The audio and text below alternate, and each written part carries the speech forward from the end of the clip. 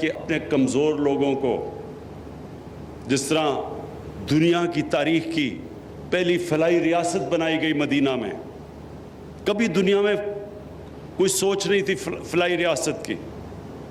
مدینہ کی ریاست میں انہوں نے ذمہ داری لی بیووں، یتیموں، معذوروں،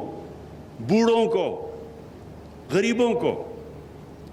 اور دنیا کی تاریخ میں اس طرح کا انقلاب آیا ہی نہیں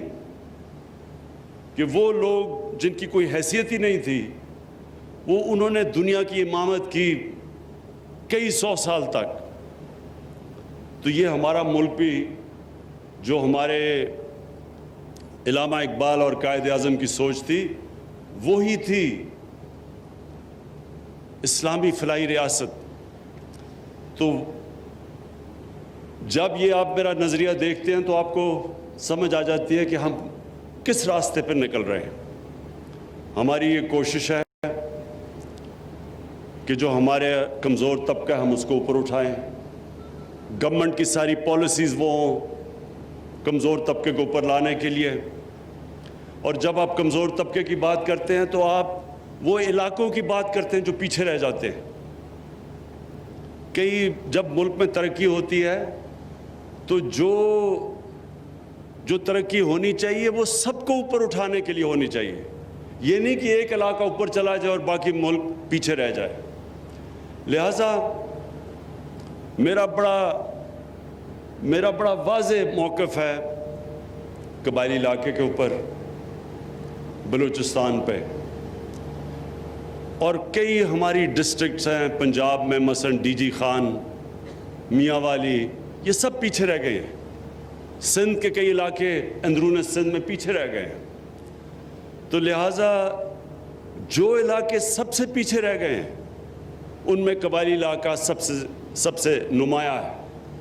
کیونکہ جو سسٹم بنا تھا قبائلی علاقہ کا اسپیشل سٹیٹس تھا۔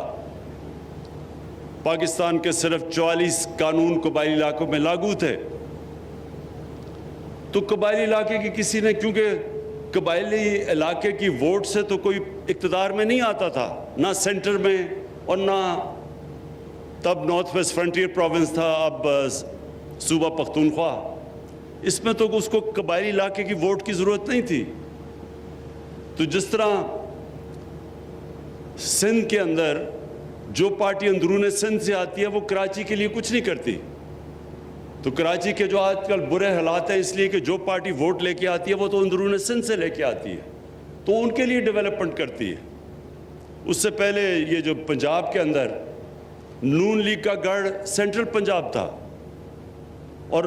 لاہور اصل میں گڑھ تھا، تو وہ ڈیولپمنٹ ایک ہی جگہ پہ لے جاتی تھی، باقی علاقے پیچھے رہ جاتے تھے۔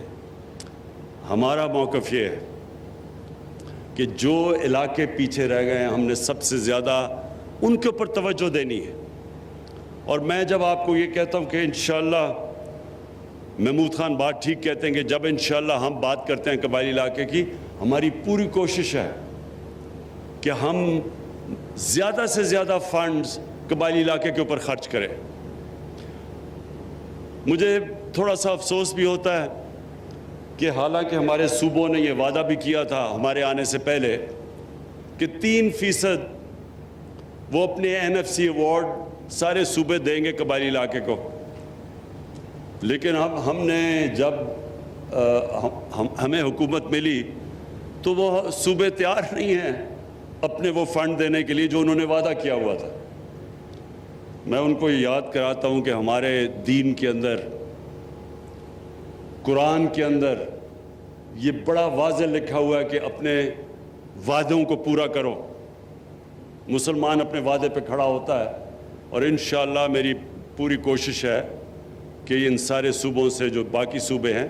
پختونخوا نے تو اپنا شیئر دے دیا، لیکن باقی صوبے کہتے ہیں جی آگے ہی بڑے برے حالات ہیں،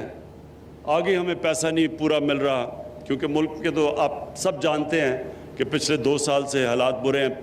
ٹھیک ہونے والے تھے، پھر کرونا آ گئی،